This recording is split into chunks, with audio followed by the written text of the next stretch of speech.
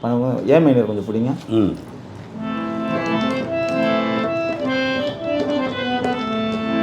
அழகே லைலா இந்த ஸ்கேலில் தான் நம்ம பண்ணணும்னு ஞாபகம் இருக்குது. அதில் என்னென்னா அதில் வந்து அந்த அழகே லைலா சாங்ஸ் வந்து ரெஃபரன்ஸ் போட்டு காட்டினேன், அப்படியே பார்த்துட்டு செஞ்சுட்டு நான் என்னென்னா அதை அப்படியே எடுத்துக்காமல் அந்த அந்த மெலடியை மட்டும் அப்படியே மேக்கிங் பண்ணிக்கிட்டு ஒரு ஃபஸ்ட்டு இன்ஸ்பிரேஷன் பண்ணிட்டு கொஞ்சம் அங்கங்கே கொஞ்சம் கரெக்ஷன்ஸ் பண்ணிவிட்டு பேக்ரவுண்ட்ஸ் எல்லாம் வந்து கொஞ்சம் இது பண்ணிவிட்டு இன்ஸ்பிரேஷன்ஸ்லாம் அது பண்ணினேன். ஏன்னா பட் இன்றைக்கி வந்து அதை வந்து அந்த லிங்க் எடுத்து இதுலேருந்து இவர் காப்பி அடிச்சிட்டாரு, இதுலேருந்து காப்பி அடிச்சிட்டாருலாம் சொல்கிறாங்க.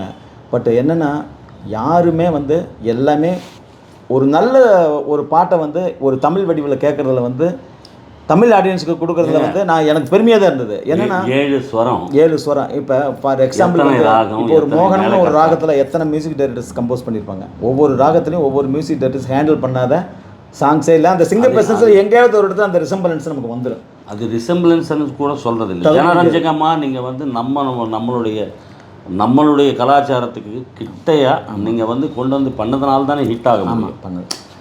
அதாவது வேறு மொழி சாங்க நம்ம தமிழ் லிரிக்ஸில் வந்து ஒரு புதுசாக ஒரு வேறு ஒரு விதத்தில் வேறு ஒரு ஆல்ட்ரேஷன்ஸில் கேட்குறதுல வந்து என்னை பொறுத்தவரையில் தவிர, ஏன்னா எல்லாமே ரசிகர்கள் தான். இப்போ நானே பார்த்தீங்கன்னா நான் ஸ்கூலில் படிக்கும்போது வந்து Ilaiyaraaja sir song, MSV sir song, G Ramanathan sir song எல்லாத்தையும் நம்ம கேட்டு நம்ம ரத்தத்துலேயே ஊறி போயிருக்கேன். நம்ம கம்போஸ் பண்ணுற போது எங்கேயாவது ஒரு இடத்துல அதனுடைய சாயல் லேசாக வெளிப்படத்தான் செய்யும்.